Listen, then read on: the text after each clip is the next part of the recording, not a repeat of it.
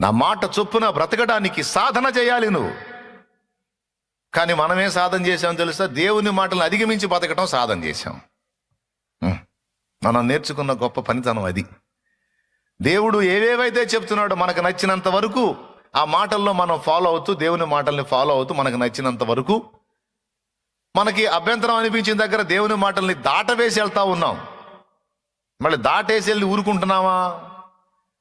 మళ్ళీ పక్కన వాళ్ళ కౌన్సిలింగులు చేస్తున్నాం. కొన్ని సందర్భాల్లో మనమే దాటవేసి దేవుని మాటలను దాటి వెళ్ళిపోతూ మనం కొద్దో గొప్ప ఫాలో అవుతాం కదా. ఆ ఫాలో అయిన వాటిని బట్టి కొంచెం మనసులో ఇగో పెంచుకొని, నేను అన్ని విషయాల్లో చాలా ఫాలో అవుతున్నా, ఏదో ఒకటే అరే కదా అన్నది, కాబట్టి నేను ఎదుటి వాళ్ళకి లెక్చర్లు ఇవ్వచ్చు, కౌన్సిలింగ్లు చేయొచ్చు అని ఎదుటి వాళ్ళ క్లాసులు బీకే పొజిషన్కి వెళ్ళిపోయాం. అక్కడ ఏమంటున్నాడో తెలుసా? వేషధారి అన్నాడు. అసలు వేషధారి అంటే ఎవరో తెలుసా? వేషధారి అంటే ఎవరో తెలుసా?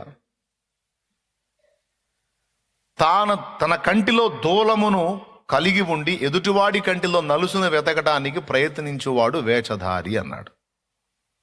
యేసుప్రభువే చెప్పాడు. అసలు వేషధారణ అంటే ఏందన్నా, వేషధారణ అంటే ఏంది అనే ఒక ప్రశ్నకు సమాధానం అది.